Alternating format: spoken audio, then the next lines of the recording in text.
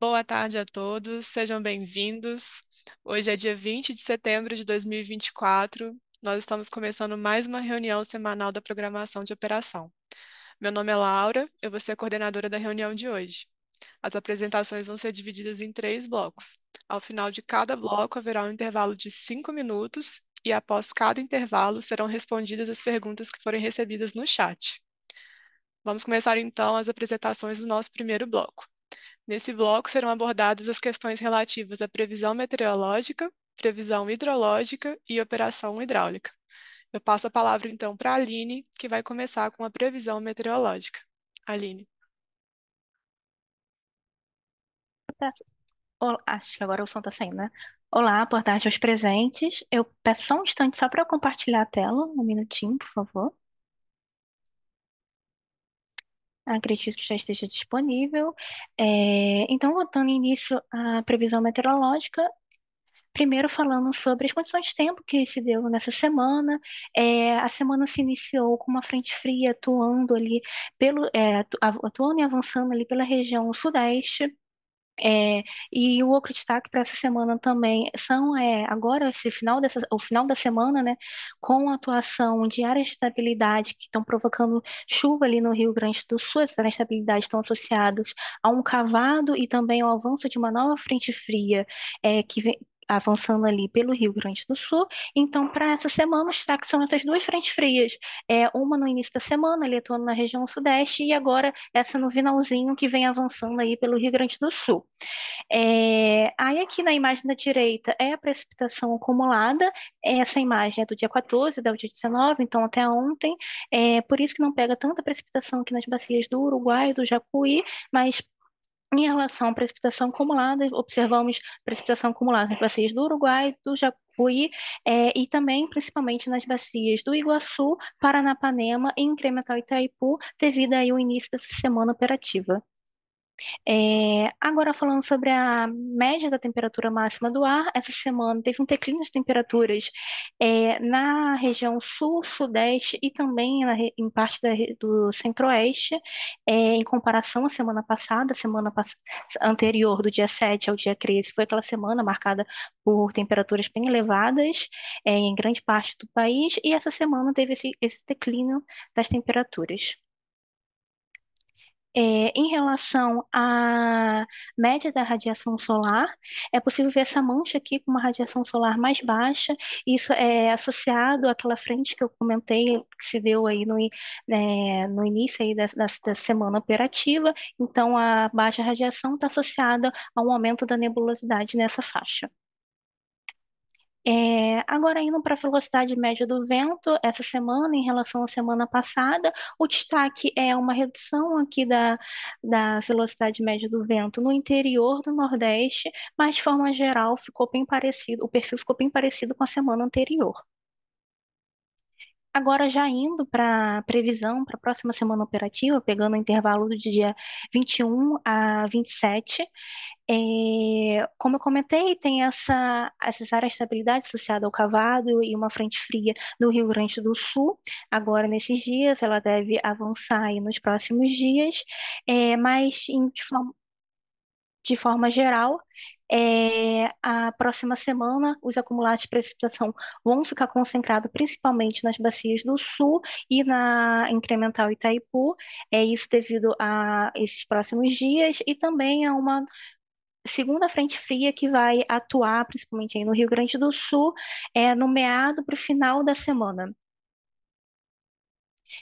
Agora, indo para a previsão primeiro da temperatura, né? Então, a próxima semana, as temperaturas vão estar em elevação nas capitais do Sul, São Paulo, Rio de Janeiro, Campo Grande e Cuiabá.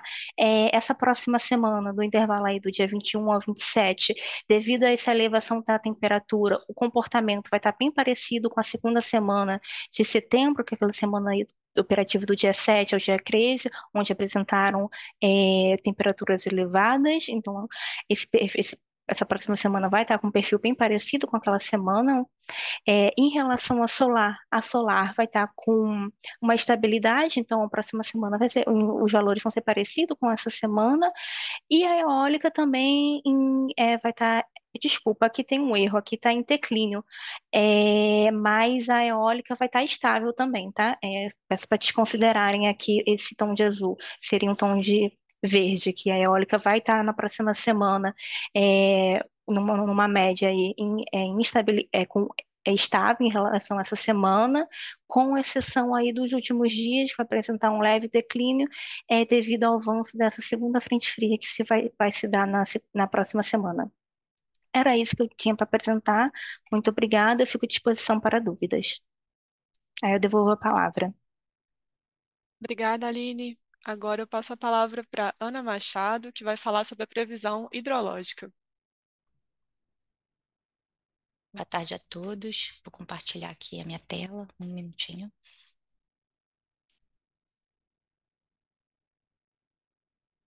Laura, pode me confirmar se estão conseguindo ver a minha tela? Certinho, Ana. Obrigada, Laura. Vou fazer a apresentação da previsão hidrológica dessa última revisão 3 para o PMO de setembro. A previsão hidrológica para o subsistema Sudeste, na próxima semana operativa é de recessão. A expectativa é do fechamento do mês de setembro em 47% da MLT, o que representa a menor ENA no histórico de 94 anos. Observamos esse comportamento de queda para todas as bacias do Sudeste. Na bacia do Grande, a expectativa é de fechamento do mês de setembro em 36% da MLT, representando a menor ENA no histórico. Na bacia do Paranaíba, a expectativa é de fechamento do mês de setembro em 46% da MLT, representando a segunda menor ENA no histórico.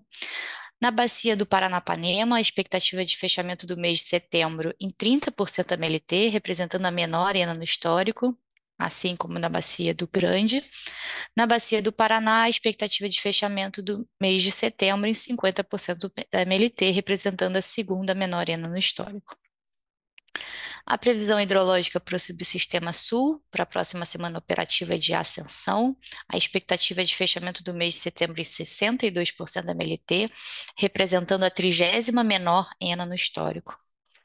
Observamos esse comportamento de ascensão no final do mês para todas as bacias, com elevação mais acentuada ali para a bacia do Jacuí.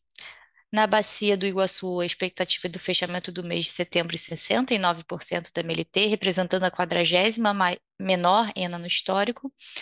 A bacia do Uruguai, a expectativa de fechamento do mês de setembro em 56% da MLT, representando a 25ª menor ENA do histórico. Na bacia do Jacuí, a expectativa de fechamento do mês de setembro em 60% da MLT, representando a 25ª menor ENA do histórico. A previsão hidrológica para o subsistema Nordeste, para a próxima semana operativa, é de queda. A expectativa é de fechamento do mês de setembro em 40% da MLT, o que representa a terceira menor ENA no histórico. Para o subsistema Norte, a expectativa da próxima semana operativa também é de queda. A expectativa de fechamento do mês de setembro em 48% da MLT, representando a menor ENA no histórico. E para a bacia do Tocantins, a próxima semana operativa também temos previsão de recessão. A expectativa é de fechamento do mês de setembro em 54% da MLT, representando a terceira menor ENA no histórico. A previsão hidrológica semanal para as principais bacias do SIM, apontam volumes de ENA entre 80% a 120% da MLT, apenas para a bacia do Iguaçu, Capivari e Curuaúna. Todas as demais bacias apresentam previsão abaixo de 80% da MLT. Temos um destaque para as bacias do Uatumã, Xingu, São Francisco, Jequitinhonha, Mucuri, Doce, Grande e Paranapanema, que apresentam previsão abaixo de 40% da MLT. A evolução da ENA mensal podemos observar que todos os subsistemas apresentam decaimento dessa ENA em relação ao último mês. No entanto, o subsistema Sul, a gente pode observar um comportamento da ENA agora aqui no final do mês de setembro. Na evolução da previsão hidrológica mensal para o fechamento do mês de setembro, essa revisão 3, em comparação ao previsto na revisão 2 de setembro, aponta a manutenção das ENAs para o Nordeste, Norte e Sudeste e um aumento acentuado ali para o subsistema Sul. Fecho aqui a minha apresentação, fico disponível para dúvidas. Devolvo a palavra a você, Laura. Obrigada, Ana. Passo a palavra agora para a Dayana, que vai fazer a apresentação da operação hidráulica. Boa tarde, Laura. Boa tarde a todos. Só peço um momento que eu vou compartilhar a minha tela. Bom, dando sequência então aqui nessa reunião semanal, vou apresentar aqui os destaques da operação hidráulica. Começando então com a nossa agenda das salas de crise de acompanhamento que são promovidas pela Agência Nacional de Águas e Saneamento Básico e que tem a participação do ONS. A gente tem aqui o cronograma das próximas reuniões. Na próxima semana, a gente vai ter a sala de acompanhamento da Bacia do Rio Paranapanema, no dia 26. Também vamos ter a sala de acompanhamento da Bacia do Rio Tocantins, no dia 25. E a sala também da região norte, na sexta-feira, no dia 27 de setembro. Além disso, no início de outubro, nós vamos também participar da sala de acompanhamento da Bacia do Rio São Francisco, no dia 1º, e do Alto Paraguai, que acontece ali no dia 4 de outubro. Além disso, ali no meado de outubro, no dia 16, nós vamos ter a sala de crise da região sul. Lembrando que todas essas salas são transmitidas pelo canal do YouTube da ANA e as gravações também ficam disponíveis no canal da ANA para serem consultadas posteriormente. Nessa semana que a gente está fechando, nós tivemos a 8ª reunião da Sala de Crise da Região Sul, no dia 18 de setembro, e aqui a gente traz só um panorama das informações que nós apresentamos. Então, o ONS leva como é que está os armazenamentos dos reservatórios da região Sul, qual é a política operativa e também previsão de vazão para os próximos dias. Aqui, como panorama, a gente traz os gráficos de evolução dos armazenamentos dos principais reservatórios das bacias que contemplam que estão inseridos na região sul. Então, começando agora com a bacia do Rio Iguaçu, no gráfico aqui de cima, a gente destaca os reservatórios de GB Munhões, que é o reservatório de Foz do Areia, na linha verde mais escura, e o reservatório de Salto Santiago, na linha verde mais clara. A gente mostra a evolução do armazenamento em porcentagem de volume útil no horizonte aí de quase um ano, então desde setembro do ano passado até o presente momento.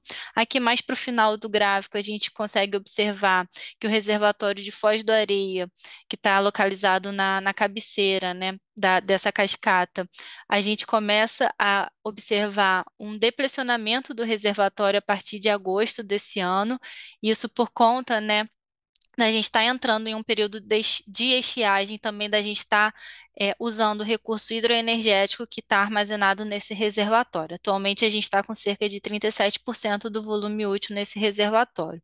Salto Santiago, a gente vem num patamar flat desde o meado do ano, estando atualmente com 87% do seu volume útil. Falando agora um pouquinho da Bacia do Rio Uruguai, a gente apresenta os reservatórios de Barra Grande, na linha azul mais viva, o reservatório de Passo Fundo na linha azul um pouquinho mais escuro e de Machadinho nesse tom mais claro de azul. Da mesma forma, né, de maio até agosto, a gente observa que os armazenamentos desses reservatórios estavam praticamente 100% por conta das chuvas que aconteceram na região, mas entrando no período de estiagem também usando os recursos, a gente vê o depressionamento dos armazenamentos, sendo que o reservatório de Barra Grande atualmente está com 52% de seu volume útil, de Passo Fundo 79% e de Machadinho 44%. Por último, a gente destaca aqui a bacia do Rio Jacuí, onde estão localizados reservatórios de cabeceira, primeiro Ernestina e a jusante de Ernestina, o reservatório de Passo Real.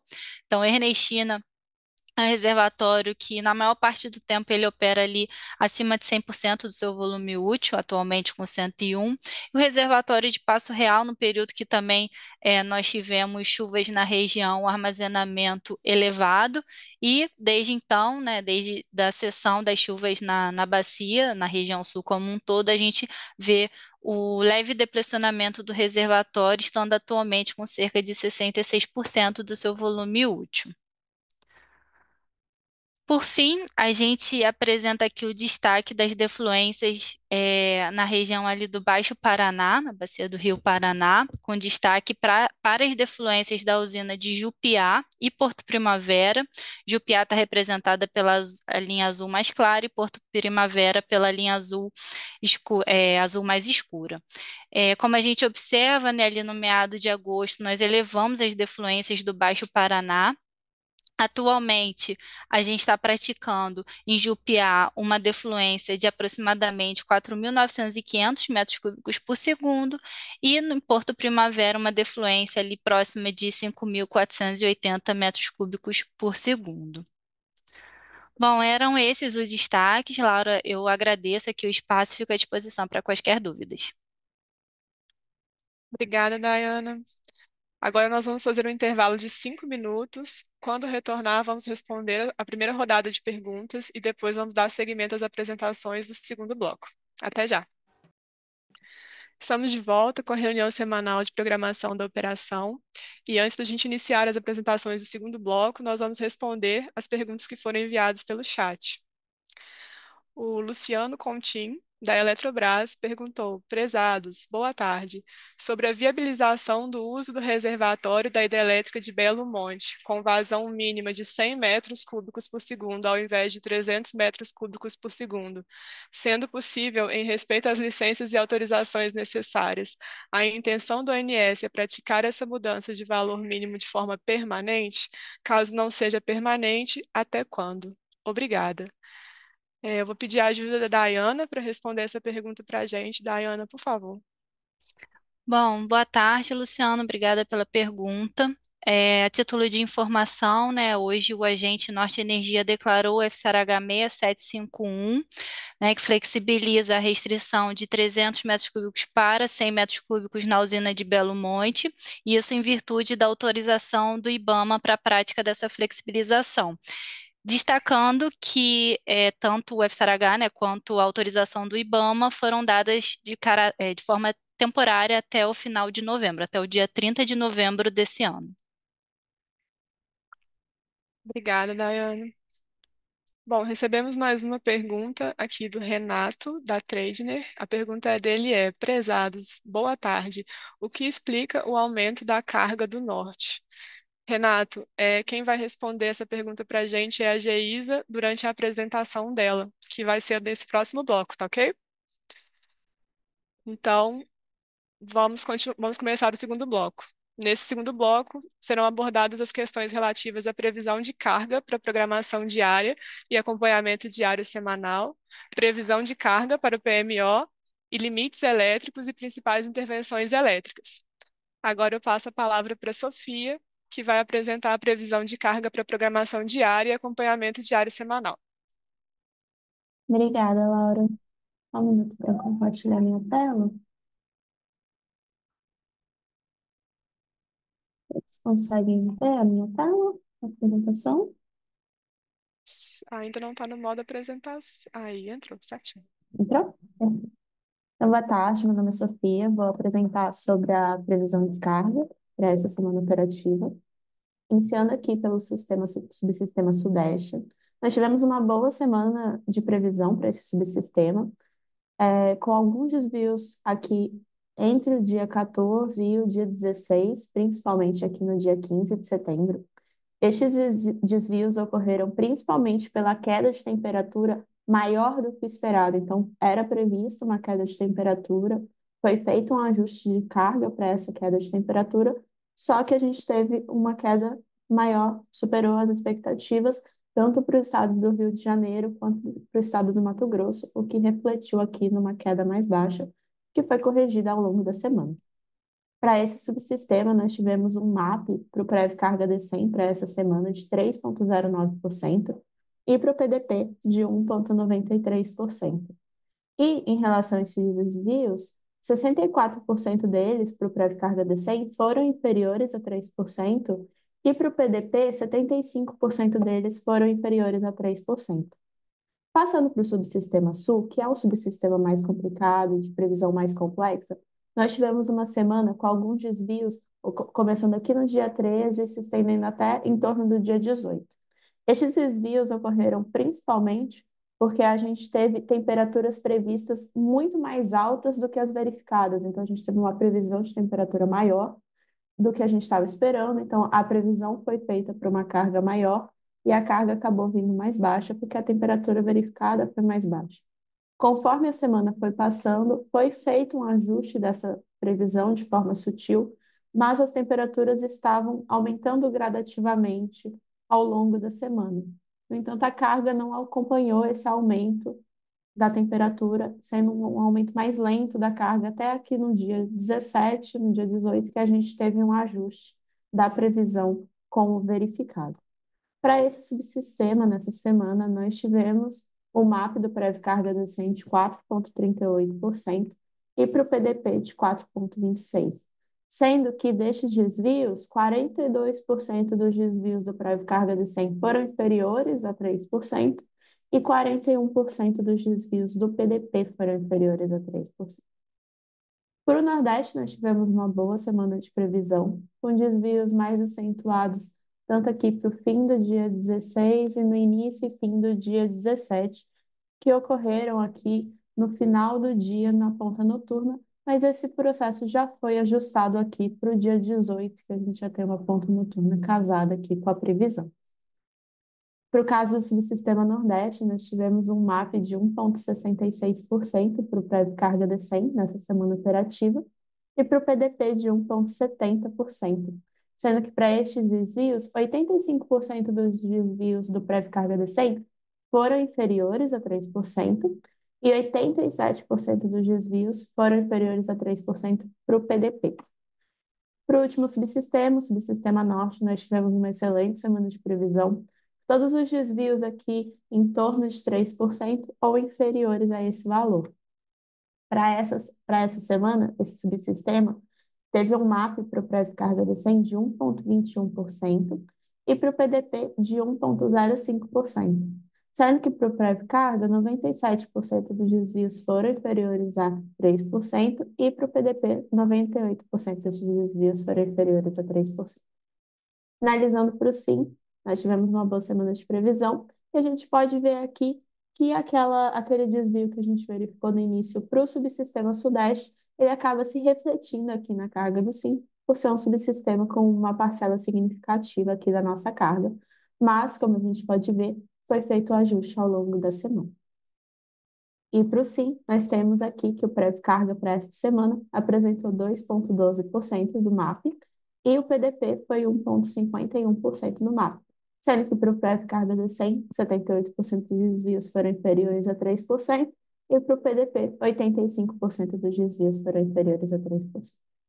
Essa seria a minha apresentação. Qualquer dúvida, estou à disposição e eu passo a palavra de volta para a Laura. Obrigada. Obrigada, Sofia. Passo a palavra agora para a Geisa, que vai fazer a previsão de carga para o PMO, revisão semanal. Boa tarde, Laura. Boa tarde a todos. Vou compartilhar minha tela.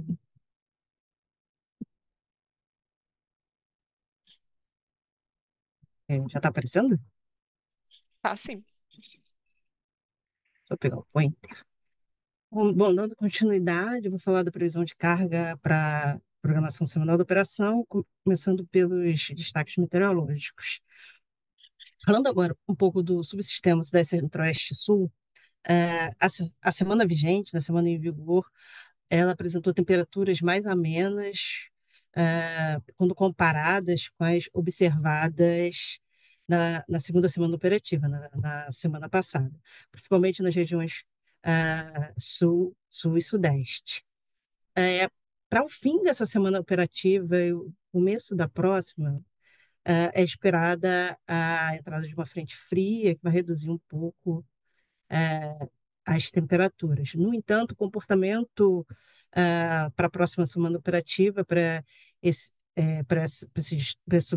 dois subsistemas, é de elevação gradual da temperatura, chegando ela, tendo comportamento, chegando a patamares próximos aos observados na segunda semana operativa de setembro, que foi até então a semana mais quente do mês. Também é importante ressaltar que na próxima semana operativa são esperadas temperaturas médias mais elevadas do que a semana vigente das capitais da região sul, no Rio, em São Paulo, Cuiabá e Campo Grande. Falando agora dos destaques para o subsistema Norte e Nordeste, se tem observado, tanto no mês de setembro quanto no mês de agosto, condições meteorológicas bastante estáveis, tanto quanto a precipitação, quanto a temperatura nesses dois subsistemas, que vem seguindo um comportamento típico para essa época do ano. Para a próxima semana operativa, merece destaque a previsão de uma chuva fraca, que é esperada ao longo da semana, ao longo de toda a semana, em Salvador e em Recife. Passando agora para a previsão de carga para o subsistema Sudeste Centro-Oeste, da terceira revisão, vou começar pelo subsistema Sudeste Centro-Oeste, vou falar começando pela expectativa de fechamento da carga da terceira semana operativa, que está muito bem ajustada às nossas previsões, apresentou um desvio de somente 0,8%, sendo a expectativa de fechamento de 45.091 megawatts médios. Na próxima semana operativa, a quarta semana operativa, foi realizado um ajuste de 2,5% nas nossas previsões, e o ajuste está fortemente relacionado com essa tendência de elevação de temperaturas e a expectativa de que a temperatura esteja em patamares, em níveis próximos aos observados na segunda semana operativa do mês de setembro. Com isso, foi realizado esse ajuste de 2,5%, passando a previsão de carga da quarta semana operativa para 46.211 megawatts médios, um nível próximo da segunda semana operativa. Na quinta semana operativa também foi realizado um ajuste de 2,5%.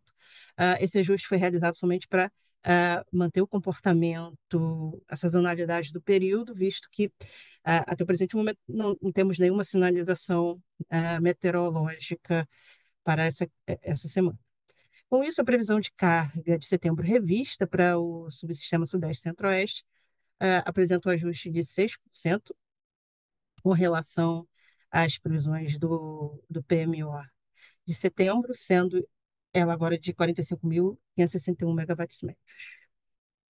Passando agora para o subsistema Sul, a expectativa de fechamento da carga da terceira semana para o subsistema Sul apresentou um desvio de menos 7,1%, e esse desvio, ainda que nas nossas previsões tenha sido considerado a ocorrência de temperaturas mais amenas na semana operativa em vigor, a carga ela acabou respondendo de forma mais acentuada à redução das temperaturas que a nossa expectativa. Com isso, a expectativa de fechamento da terceira semana operativa é de 12.321 megawatts médios.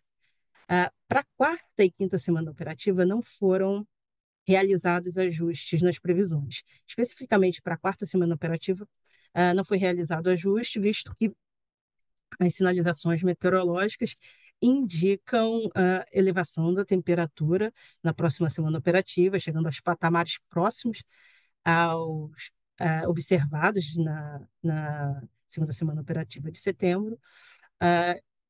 Então, internamente optamos por manter as previsões próximas em um patamar próximo ao observado na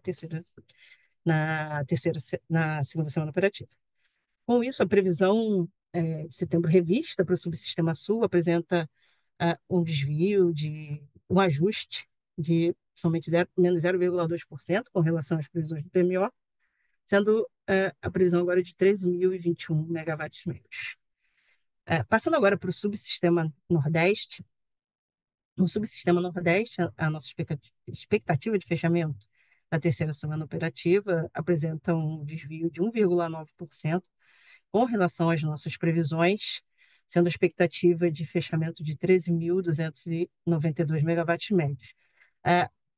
O desvio ele possui uma relação com incremento de carga de consumidores livres da rede básica que ocorreu na terceira semana operativa nesse subsistema. Para as próximas semanas operativas, não foram realizados também ajustes nas nossas previsões, visto que não tem nenhuma sinalização meteorológica que suscite a necessidade de ajuste, e a carga está muito próxima do comportamento, a carga prevista está muito próxima do comportamento recente da carga.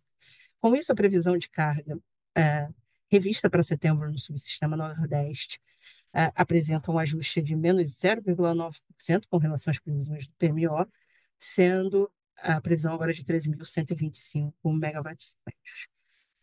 Passando agora para o subsistema Norte, a expectativa de fechamento da carga da terceira semana operativa, ela apresenta um desvio de 3,2% com relação às nossas previsões, sendo a expectativa de fechamento de 8.683 megawatts médios.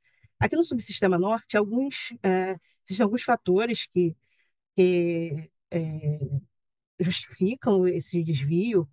Um deles é as altas temperaturas e o período seco, o forte período seco que tem sido enfrentado na região.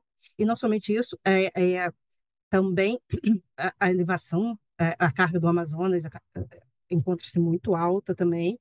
E houve também nessa semana operativa uma elevação, um incremento de carga tem ocorrido de forma gradual ao longo das semanas operativas, um incremento de carga de consumidor livre da rede básica.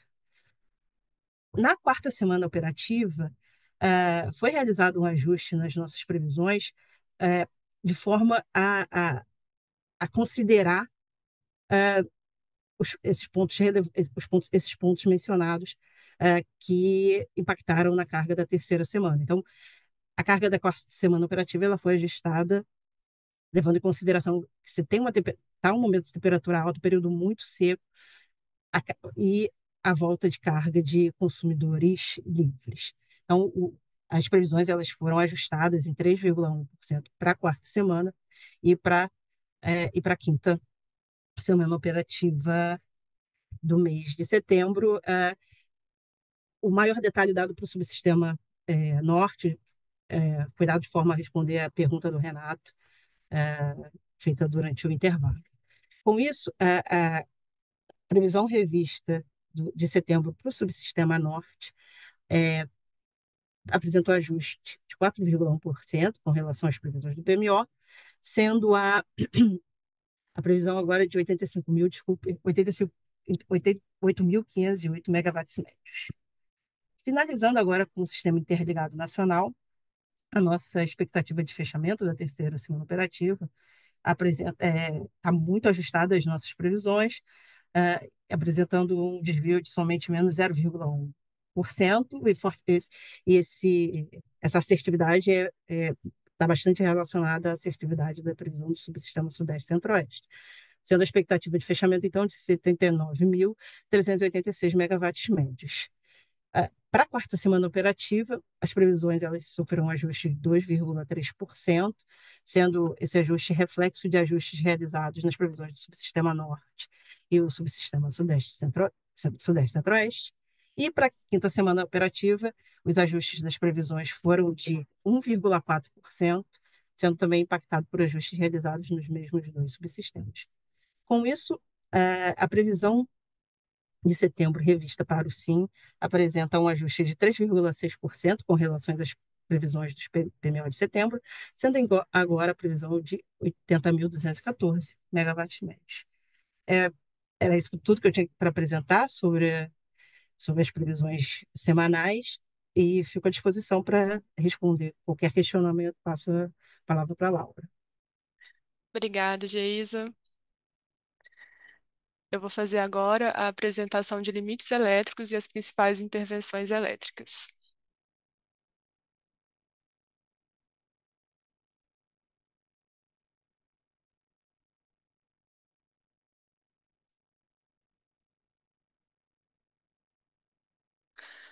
Bom, começando pela área norte e nordeste, a gente tem o desligamento do banco Shunt da subestação de Imperatriz, das 7 horas do dia 11 de junho até as 17 horas do dia 28 de fevereiro de 2025. É para substituição do banco de capacitores da subestação de Imperatriz e para que o sistema suporte contingências da interligação norte-sudeste, adotar as seguintes restrições: reduzir em 100 MW os limites de FNS e FNS mais NESE para perda de bipolo Xingu e reduzir em 100 MW os limites de FNS mais FNESE em função do fluxo norte Xingu. Ainda na área norte-nordeste, temos o desligamento da linha de 500 kV Fortaleza 2, P102, das 7 horas do dia 14 de setembro até as 16 horas do dia 28 de setembro, para seccionamento definitivo da linha para a entrada da subestação de Pacatuba. E para que o sistema suporte as contingências na interligação norte-nordeste, deve-se adotar o fluxo nordeste para o norte menor que 4.500 MW, se a térmica de Porto Pecém 1 e 2 estiver zerada e fluxo do Nordeste para o Norte menor que 4.800 se a térmica de Porto Pecém 1 e 2 estiver maior do que 0 MW. Ainda na área Norte-Nordeste, o desligamento da linha de 500 kV Rio das Éguas, Bom Jesus da Lapa 2, das 5 horas às 17 horas do dia 22 de setembro, para manutenção preventiva. Recomenda-se adotar as seguintes restrições durante essa intervenção: fluxo Nordeste-Sudeste menor que 6.700 MW, fluxo Norte-Sul menor que 3.500 MW e o recebimento do Sudeste-Centro-Oeste menor que 10.500 MW. Reduzir em 150 MW os limites de FNS e FNS mais NESE para perda de bipolo Xingu e reduzir em 150 MW os limites de FNS mais NESE em função do Norte Xingu. Ainda na área norte-nordeste, temos o desligamento da barra B2 do setor de 500 kV da subestação de Bom Jesus da Lapa 2, das 6 às 12 horas do dia 22 de setembro, para uma manutenção preventiva. E para que o sistema suporte dinamicamente a ocorrência de contingências simples ou com falha de disjuntor no setor de 500 kV de Bom Jesus da Lapa 2, temos as seguintes restrições: fluxo do Nordeste para o Sudeste menor que 6.500 MW, fluxo Norte-Sul menor que 3.500 MW e o recebimento do Sudeste-Centro-Oeste menor que 10.500 MW. Temos também o banco de filtro da subestação de Xingu, das 9 às 17 horas do dia 24 de setembro, para regular o posicionamento dos contatos da chave seccionadora 9221. E para que o sistema suporte a perda de mais um banco de filtros do tipo A do bipolo Xingu Terminal Rio, temos a restrição de manter o fluxo Xingu Terminal Rio menor ou igual a 2.000 MW. Na área norte-sudeste, temos o desligamento da linha de 500 kV Peixe 2, Peixe Angical Circuito 1, das 7h30 às 23h59 dos dias 22 e 29 de setembro, para uma manutenção preventiva. E para isso, temos uma restrição de 300 MW no limite do fluxo norte-sul. Na interligação Sudeste-Nordeste, temos o desligamento da seção de barra 1 do setor de 500 kV da subestação de Arinos, mais o desligamento da usina fotovoltaica solar Arinos, das 0 às 6 horas do dia 24, 25 e 26 de setembro, para uma manutenção corretiva. E para que o sistema suporte dinamicamente as contingências do setor de 500 kV da subestação de Arinos, é necessário programar e manter o fluxo do Nordeste para o Sudeste menor que 7.000 MW, o recebimento do Sudeste Centro-Oeste menor que 10.800 MW, e a usina fotovoltaica solar de Arinos vai permanecer indisponível, portanto, ela estará gerando 0 MW.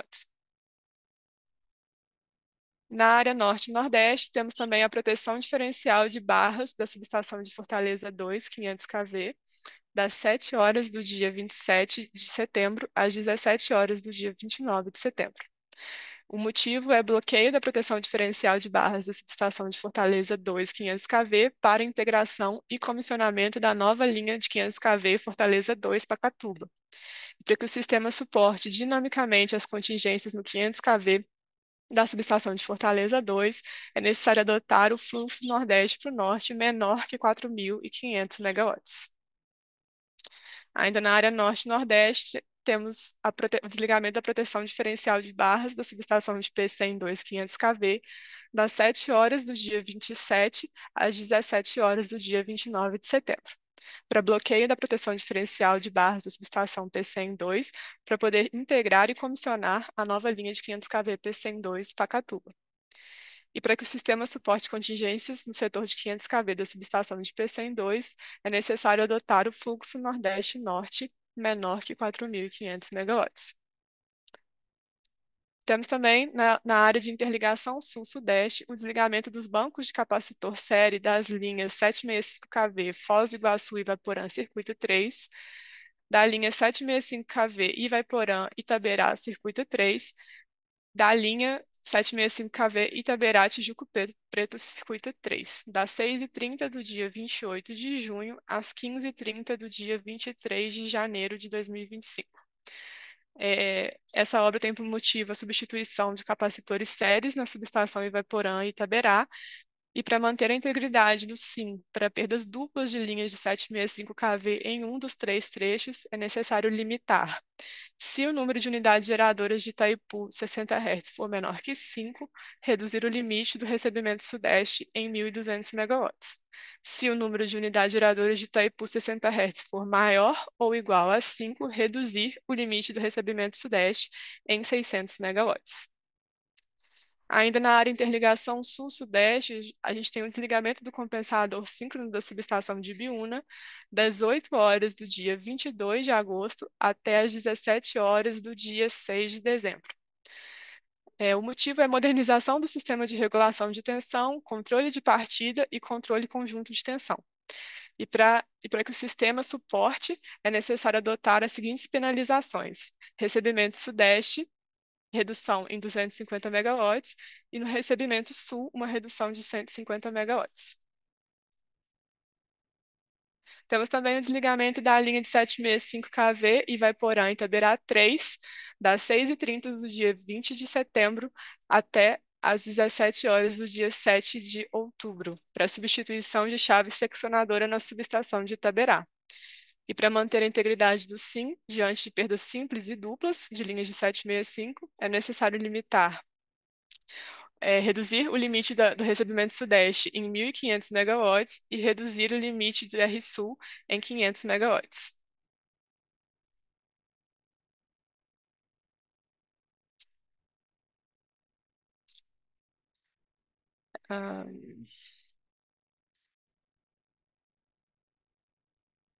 Agora a gente vai fazer um intervalo de 5 minutos e quando a gente retornar, nós vamos responder a segunda rodada de perguntas e também algumas perguntas que ficaram da primeira rodada. E depois nós vamos dar seguimento com as apresentações do próximo bloco. Até já! Estamos de volta com a reunião semanal de programação da operação.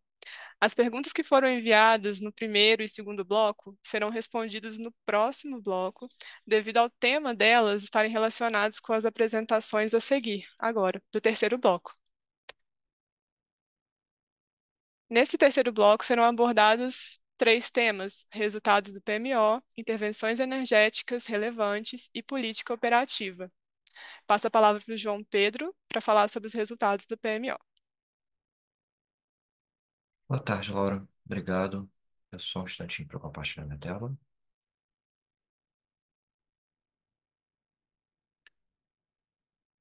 Acredito que vocês já estejam vendo. Então, boa tarde a todas e todos que nos acompanham nessa reunião semanal da programação da operação, do dia 20 de setembro. Hoje eu começo minha apresentação pelas intervenções energéticas mais relevantes.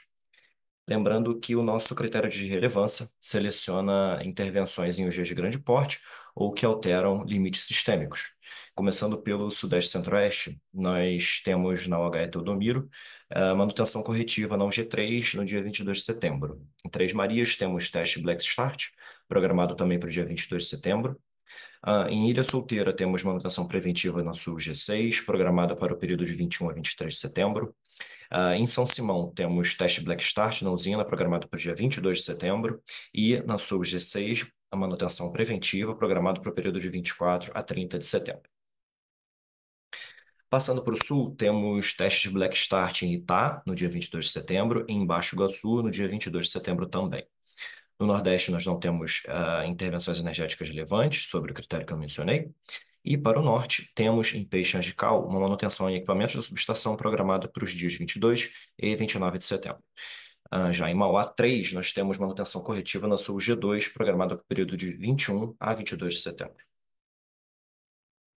Agora eu passo para a minha segunda apresentação, que traz os resultados da revisão 3 do PMO de setembro de 2024, trazendo os resultados da primeira semana, que vai do dia 21 a 27 de setembro.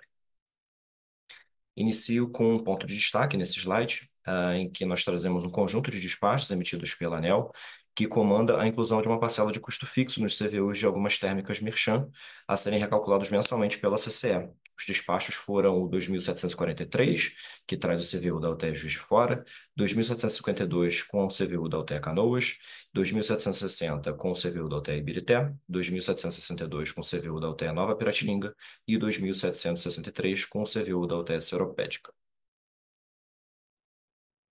Em seguida, passando já para os resultados, eu trago nesse slide os CMOs da primeira semana operativa, que ficaram equalizados nos 4 subsistemas, em virtude do não atingimento dos limites de intercâmbio de energia entre os subsistemas.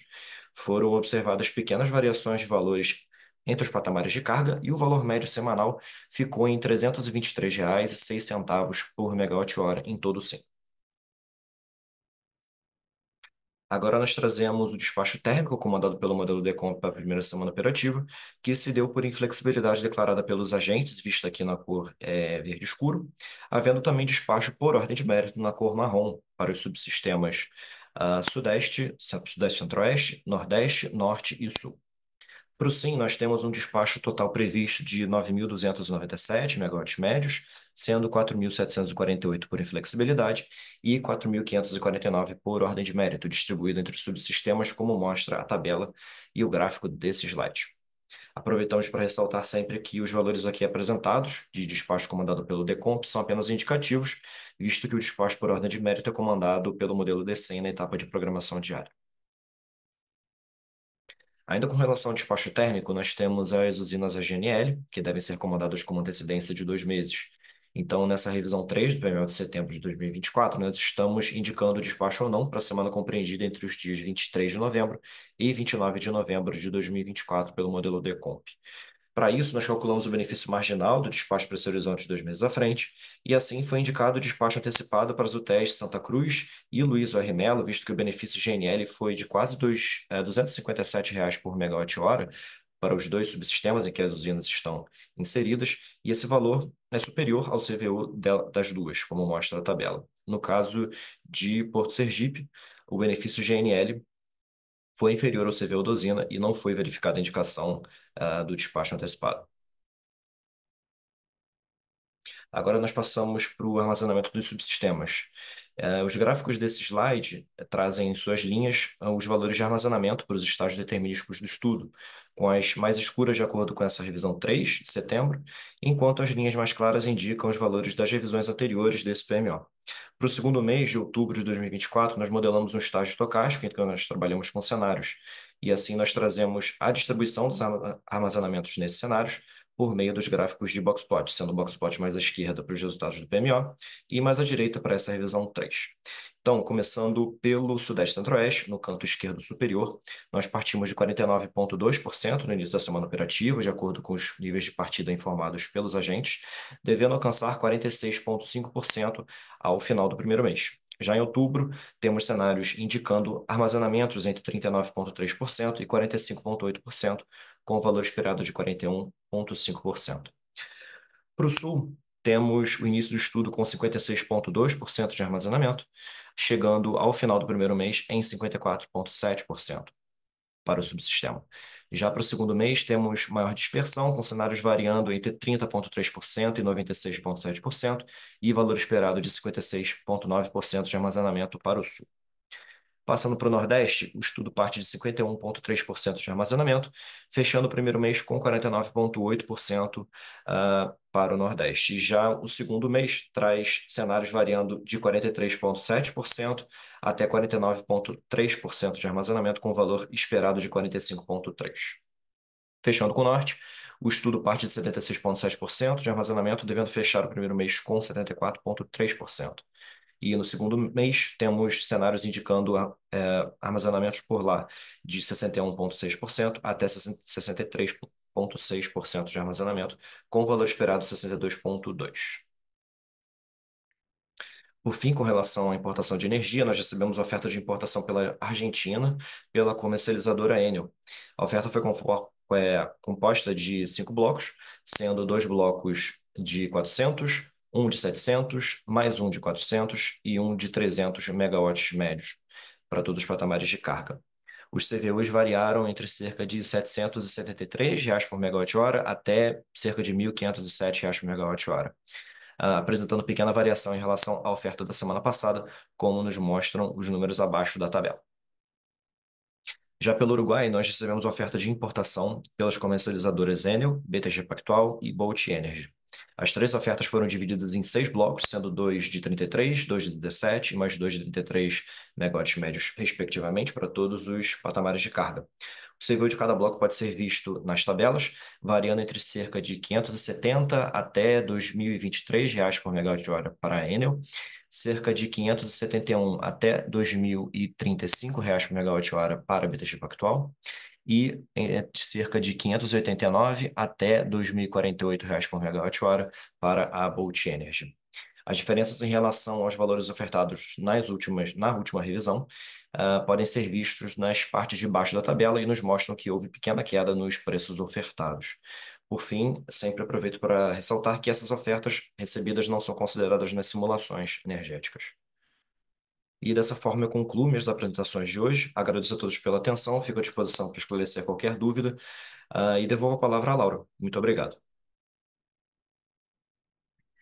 Obrigado, João Pedro. Passo a palavra agora para a Letícia, que vai falar sobre a política operativa. Letícia, por favor. Boa tarde, pessoal. Vou compartilhar a tela aqui.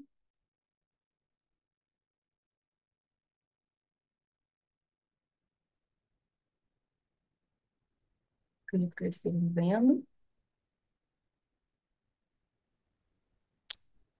Estamos sim. Então, eu vou apresentar agora a política operativa da semana do dia 14 ao dia 20 de setembro, abordando o acompanhamento do DCEM na programação diária. Antes de começar, gostaria de dar um aviso com relação ao aprimoramento apresentado no grupo de trabalho de análise de dados técnicos, né, na atividade de reavaliação da representação das UHS de baixíssima regularização nos modelos energéticos. Então, com o intuito de permitir maior participação, né, dos agentes na nota técnica do GT, a expectativa de inclusão da nova representação na elaboração do PMO foi alterada para o PMO de novembro e não mais no PMO de outubro, como havia sido informado na reunião do GT. Para mais informações, a gente vai disponibilizar aí o link do CT. Agora sim, passando aqui para a parte do CMO. Nesse slide, nós trazemos uma análise gráfica comparativa entre os valores de CMO do DCEM e do DECOMP para os 4 subsistemas.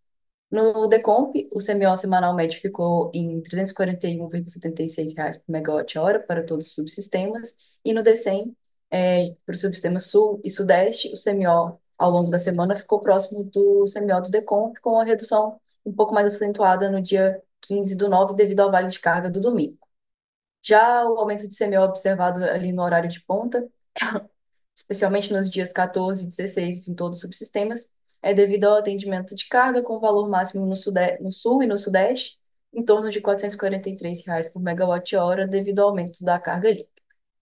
Já o valor máximo de CMO para o subsistema Sudeste ocorreu após o período de ponta de carga, no dia 19/9, em torno das 23 horas, em função do atingimento do limite do fluxo de recebimento da rede de 230 do Mato Grosso, o F230, que consiste no somatório dos fluxos dos transformadores 500, 230 kV, das SEs Ribeirãozinho e Cuiabá, conforme a IO-ON-CO 5MT. Já no subsistema Nordeste, os valores de CMO nulos durante a semana operativa ocorreram devido à limitação dos fluxos de exportação Nordeste e Norte-Nordeste, o FNEM, e no subsistema Norte, no início do dia 14 ali e a partir do dia 16, houve aumento do CMO médio devido ao atendimento do limite do fluxo Jurupari e Oriximiná. Aqui a gente apresenta o CMO por barra durante uma meia hora, no caso às 21h30 do dia 20, o dia de hoje. Destaca-se que apenas 30% do total de barras do SIM são mostrados e observam-se CMOs elevados no norte, devido ao limite do fluxo de Arupari-Oriximiná, e, por outro lado, verificam valores de CMO levemente reduzidos na região aqui do Acre e Rondônia, devido às restrições dos fluxos do back-to-back do transformador TF13 de 500-230 kV da SE Coletora Porto Velho. Nesse slide, nós apresentamos o box plot com os valores de CMO por barra para os 4 subsistemas para o dia 20/9. Os valores de CMO apresentam dispersão de resultados apenas nos subsistemas Sudeste e Nordeste. No Sudeste, os outliers inferiores e superiores entre 10 horas e 12h30 ocorrem devido à inequação para controle de carregamento da LT 345 kV Betim Barreiro. Os outliers inferiores e superiores às 13 horas ocorrem devido ao limite da LT 138 kV Mombasa-Macabu. Os outliers superiores e inferiores a partir das 22h30 ocorrem devido ao fluxo de recebimento da rede 230 kV do Mato Grosso, o F230, conforme a IO e NCO 5MT, e, por fim, os outliers com valores de CMO nulos ao longo do dia são consequência das restrições dos fluxos do back-to-back e do transformador 13 da SE Coletora Porto Velho, conforme a MOP 421 de 2024. Passando ali para o subsistema sul, os outliers superiores ao longo do dia são consequência da limitação de geração da OHE barra grande, conforme SGIs 45, 622 e 53.787 de 2024. Já os outliers inferiores com valor nulo, ali entre 1h30 e 6 horas, são decorrentes do impedimento de geração do HEGB Munhoz, conforme SGI 39.924 de 2024.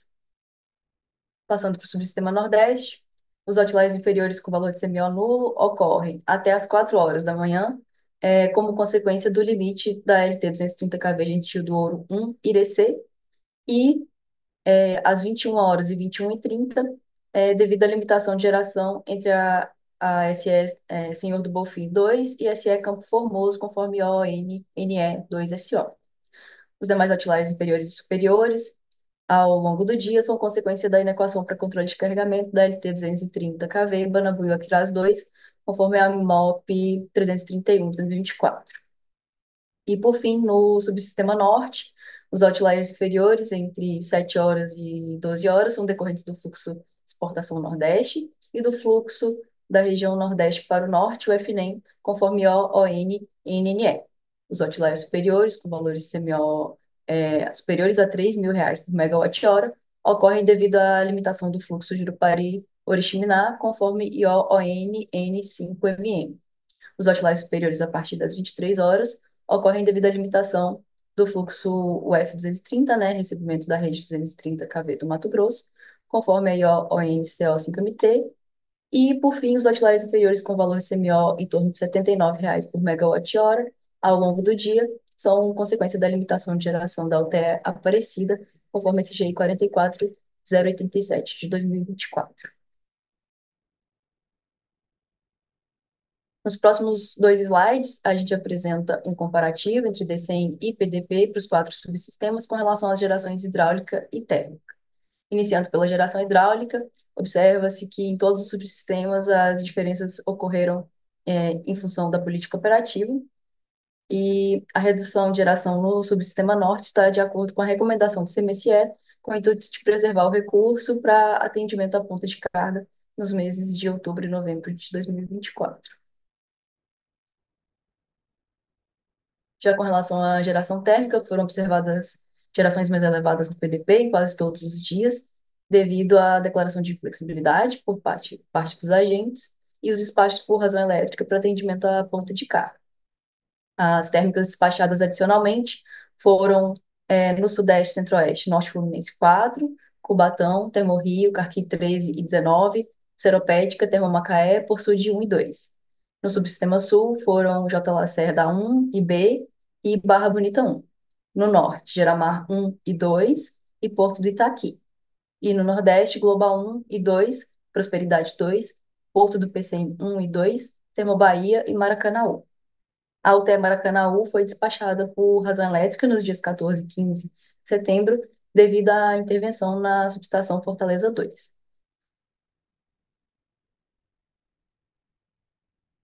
Aqui nós temos os resultados referentes à geração térmica em média semanal e a titulação de cada megawatt despachado. Nessa semana operativa, houve o despacho de 10.927 megawatts médios de geração térmica, sendo esse valor 367 megawatts médios maior que o montante da semana anterior. O despacho por ordem de mérito corresponde a aproximadamente 75,2% dessa geração. A geração por inflexibilidade representa 8,7% dessa geração. O despacho por UCT corresponde a 11,5% dessa geração. E o despacho por razão elétrica, 4% da geração total, e não houve exportação. Nesse slide, a gente observa o despacho térmico programado para a semana operativa vigente. Na área destacada, tem-se a diferença entre a geração programada e a inflexibilidade declarada, e essa diferença foi motivada principalmente pelo despacho por ordem de mérito e razão elétrica. Com relação às ofertas de resposta da demanda para a semana operativa, houve acionamento para todos os dias, com exceção do domingo e da quarta-feira, os dias 15 e 18. O maior montante aprovado para a semana ocorreu no dia 16 de setembro e foi de 150 megawatts, com valor máximo aprovado de R$ 1.030 por megawatt-hora. Na semana operativa não houve exportação comercial de energia e houve importação do Uruguai nos dias 14, 17, 19 e 20 e importação da Argentina nos dias 14, 16 e 20 para atendimento à ponta de carga. Agora, os gráficos com as médias semi-horárias do balanço por subsistema no decorrer da semana operativa. Para o subsistema Sudeste e Centro-Oeste, nós temos que teve perfil importador de energia em todos os patamares de carga, a geração dimensionada para o controle de nível em todas as usinas do Grande Paranaíba e Paraná, a geração de Itaipu, dimensionada para atendimento da ponta de carga e controle de nível, e a folga de potência monitorada alocada parcialmente em usinas do Sudeste e Centro-Oeste. Para o Subsistema Sul, perfil importador de energia em quase todos os patamares de carga, exploração da geração hidráulica, condicionada à disponibilidade dos demais recursos disponíveis no SIM, bem como a variação de carga e buscando a preservação dos recursos em reservatórios que já apresentam níveis reduzidos. A programação de importação de energia para atendimento à ponta de carga conforme disponibilidade dos blocos ofertados.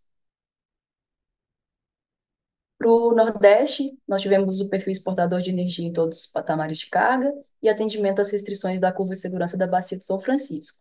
E, por fim, para o Subsistema Norte, tivemos a utilização de geração da usina de Belo Monte para atendimento à ponta de carga conforme a disponibilidade energética dessa usina, a exploração das usinas da Bacia do Rio Tocantins, com exceção da OHE Tucuruí, para atendimento à ponta de carga, e operação minimizada nas demais usinas do Norte. Nessa representação, nós temos a distribuição do balanço da semana, de 14 de setembro a 20 de setembro, por fonte de geração.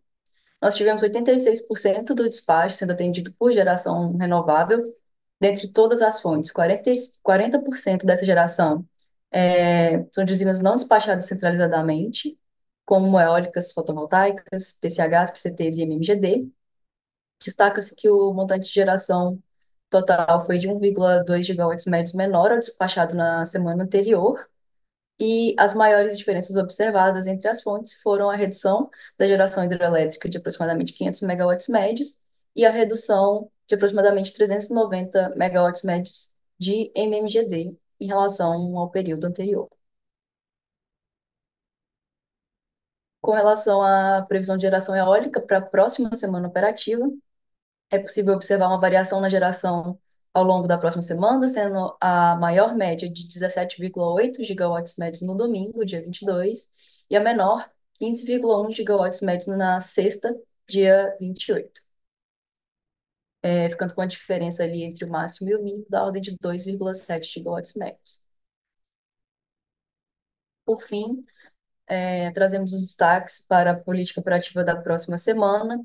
No subsistema Sudeste, teremos utilização dos recursos das bacias dos rios Grande, Paranaíba e Paraná, conforme a necessidade de alocação na carga média e pesada e controle de nível, a minimização dos recursos do Tietê e Paranapanema para evitar o impacto e restrições de operação, e a minimização na utilização dos recursos das usinas do Acre e Rondônia. No sul, a exploração da geração hidráulica condicionada à disponibilidade dos demais recursos disponíveis no SIM, bem como a variação da carga e buscando a preservação dos recursos em reservatórios que já apresentam níveis reduzidos. No Nordeste, em atendimento à Resolução 2031 de 2017 da ANA, Sobradinho está operando na faixa de atenção, limitando a máxima defluência média mensal da UHE Xingó em 1.000 metros cúbicos por segundo.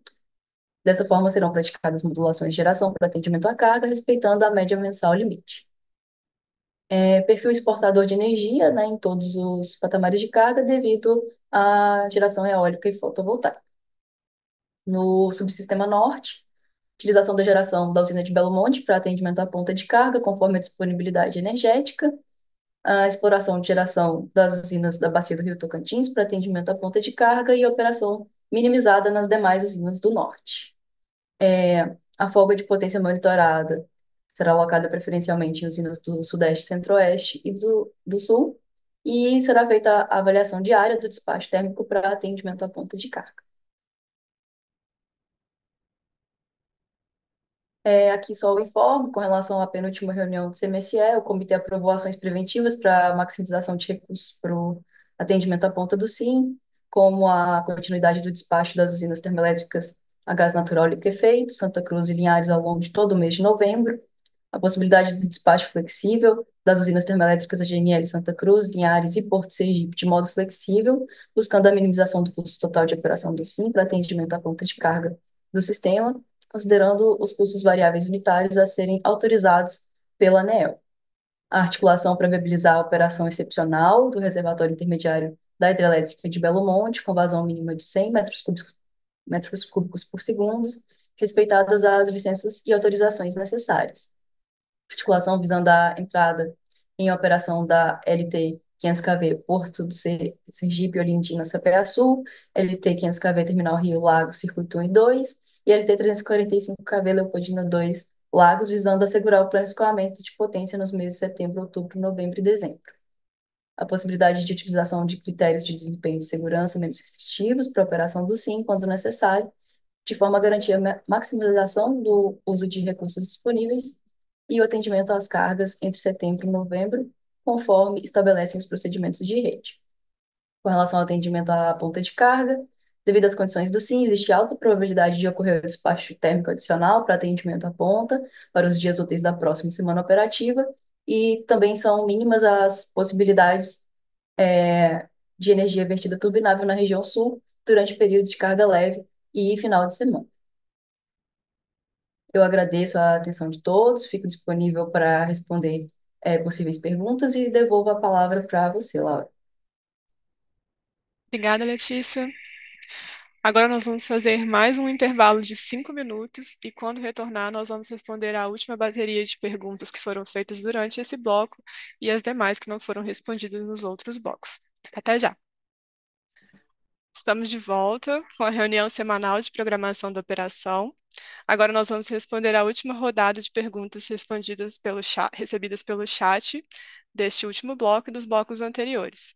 E a partir desse momento, o envio de perguntas pelo chat está encerrado e as outras perguntas podem ser enviadas através do nosso canal Fale Conosco, disponível no site do ONS.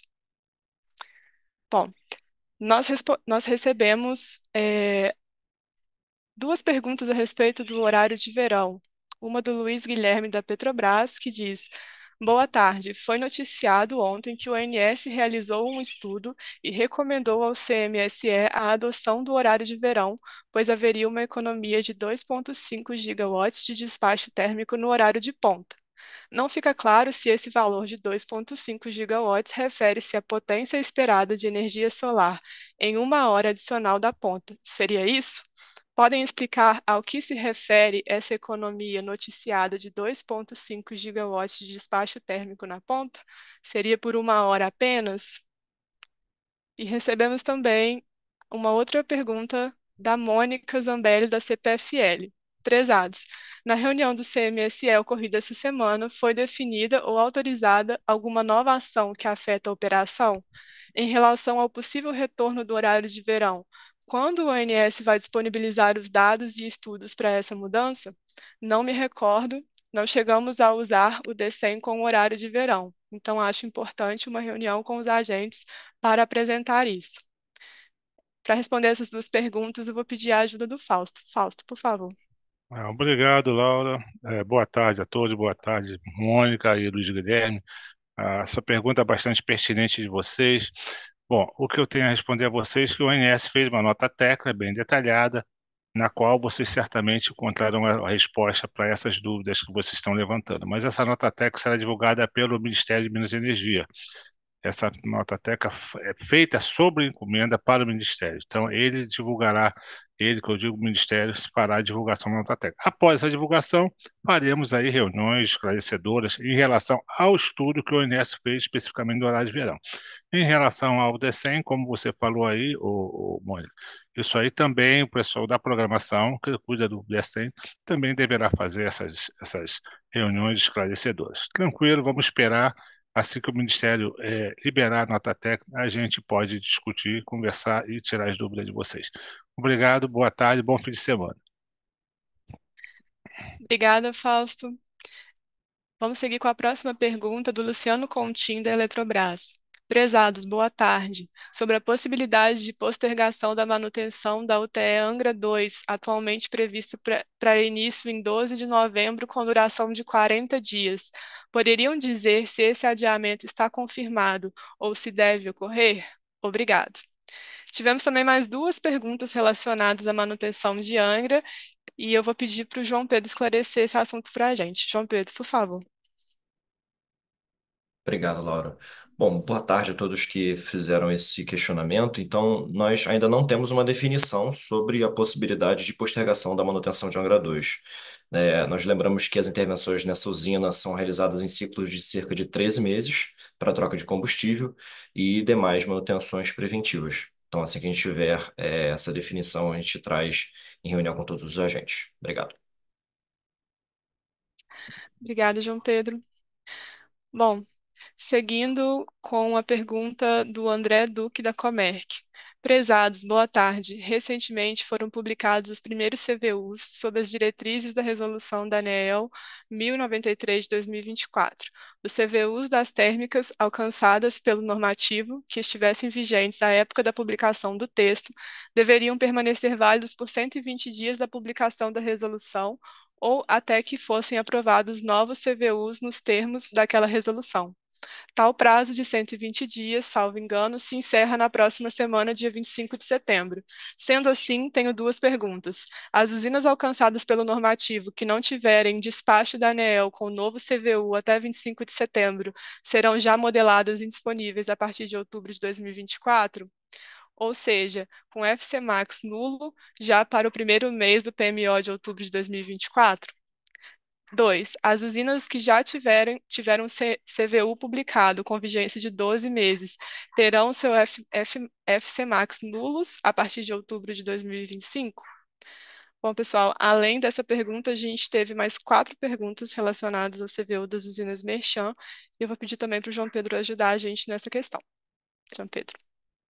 Olá, boa tarde novamente.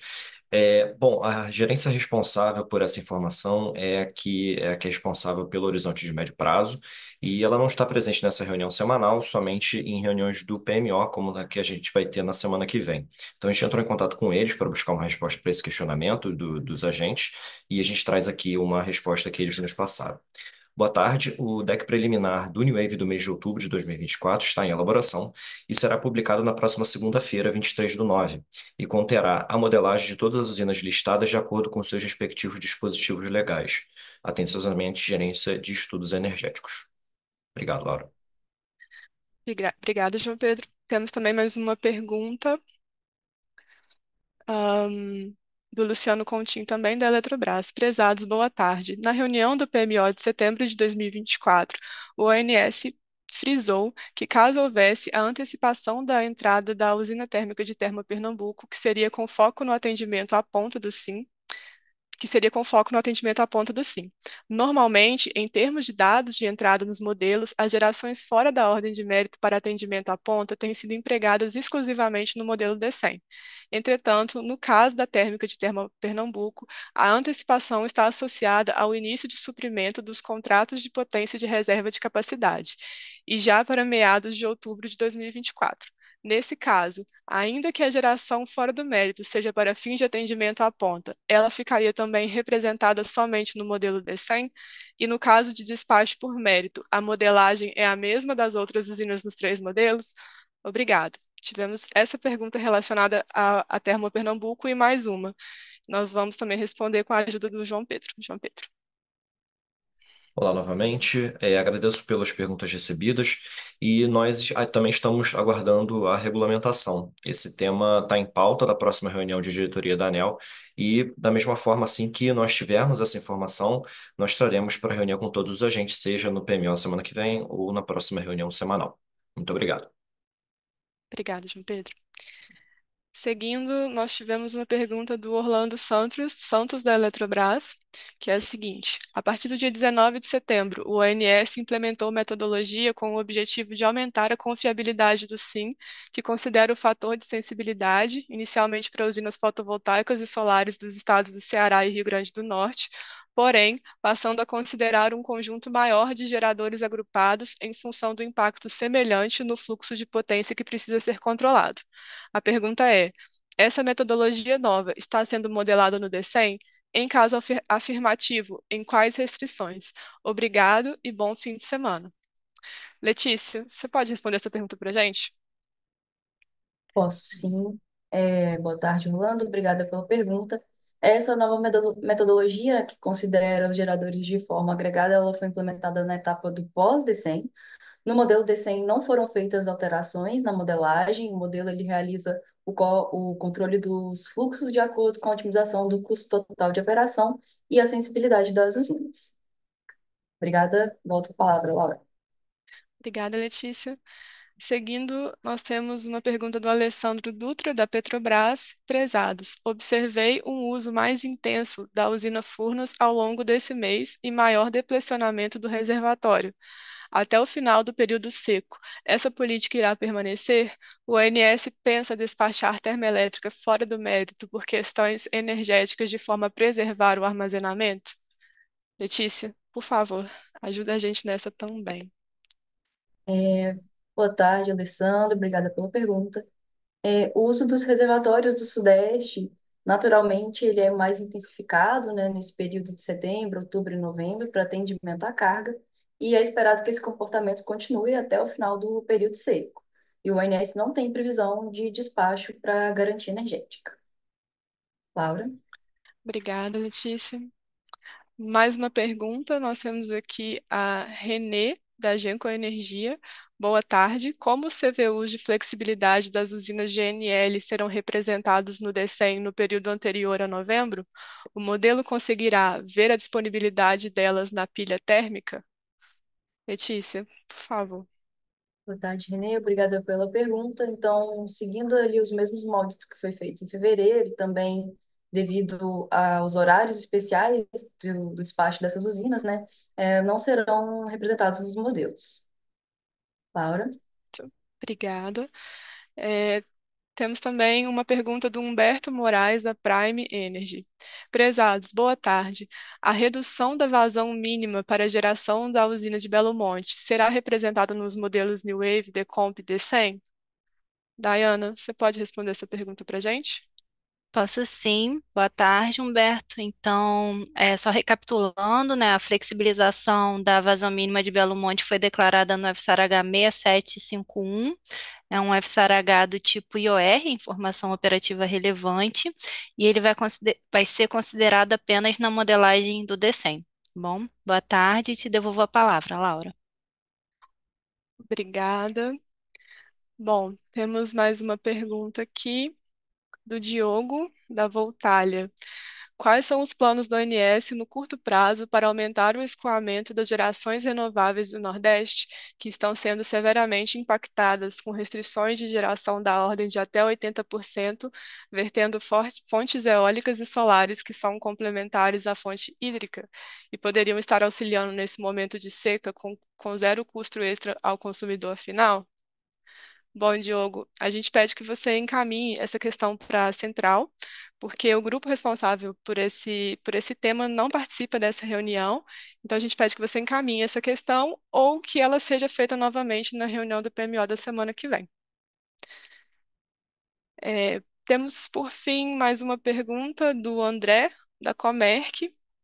Prezados, os valores dos limites do recebimento Sudeste para carga leve dos 2 meses que constam no relatório preliminar de limite de transmissão para PMO de outubro de 2024 estão corretos?